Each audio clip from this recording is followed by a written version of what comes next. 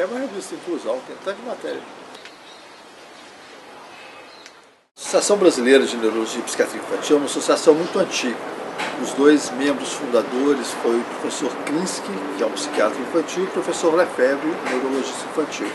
E os dois organizaram essa associação porque eles sabiam que as duas profissões tinham tudo a ver, porque as duas profissões trabalhavam com as crianças em desenvolvimento. E os dois eram grandes especialistas em desenvolvimento infantil. E essa associação então já tem mais de 40 anos.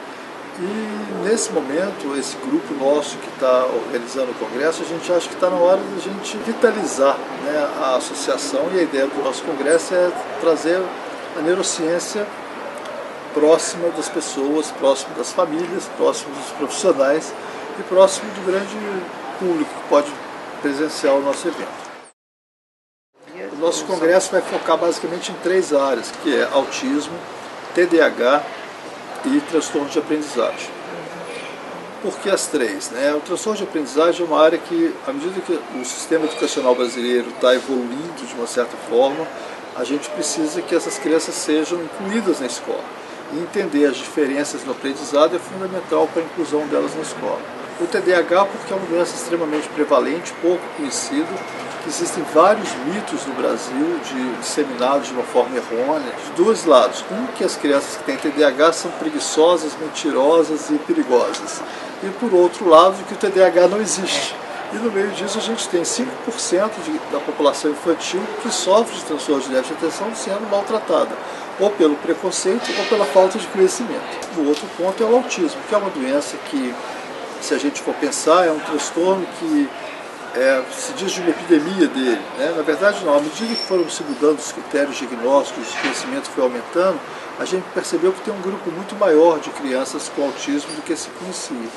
E provavelmente uma incidência bastante alta, 1 a cada 250. A gente pode pensar em um grupo grande de crianças que sofrem de algum tipo de transtorno autístico, não só aquela forma clássica conhecida da criança que não fala, que não conversa, mas crianças que têm algumas diferenças no seu aprendizado, no seu funcionamento social e que tem o que a gente chamaria de transtorno autístico.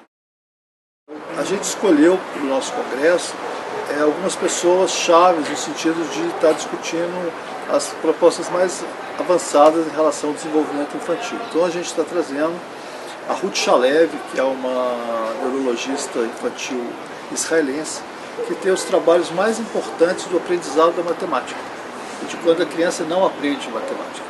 A gente está trazendo também a Rosemary Tannock, que é uma pesquisadora canadense.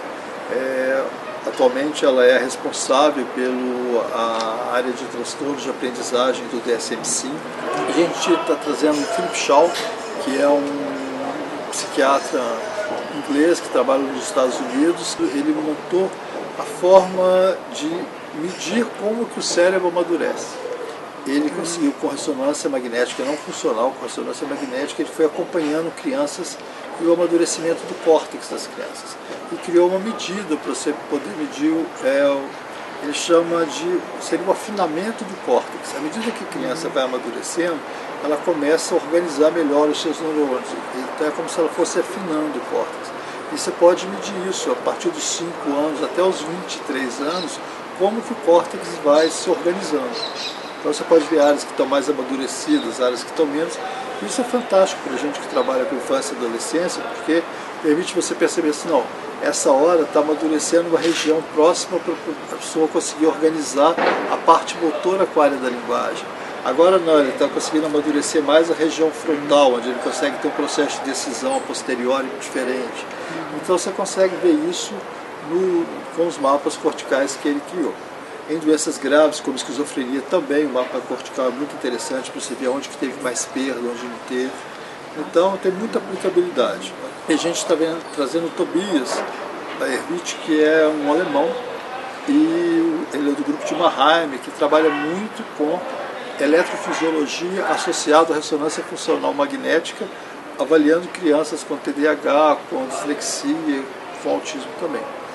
E a ideia é que a gente possa criar uma interlocução no sentido desses métodos eletrofisiológicos que a gente pode ter na nossa prática cotidiana, como eletroencefalograma, potencial evocado, E uma técnica que é muito bacana para a gente ver na literatura, mas é muito difícil de fazer na prática, poucos centros fazem no Brasil, que é a ressonância funcional magnética.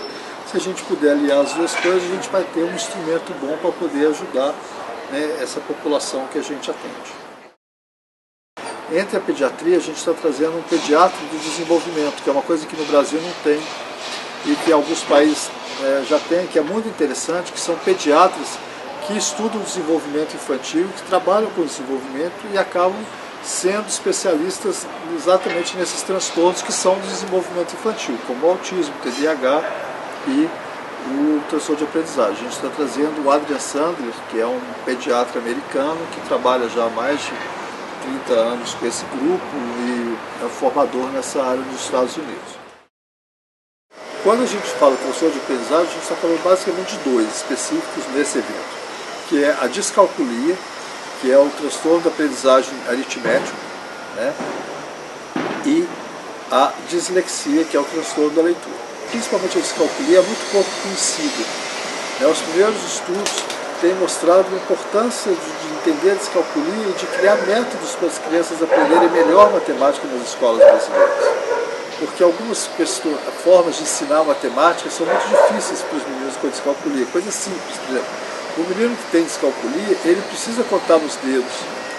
Ele vai usar uma área do cérebro para contar nos dedos que ele não tem o funcionamento da outra área que não conta nos dedos, que é da memória de trabalho, entendeu? Então, assim, esse tipo de estratégia a gente pode facilitar a vida muito grande das crianças e dos professores a partir do momento que eles entendem quais são os problemas de aprendizagem.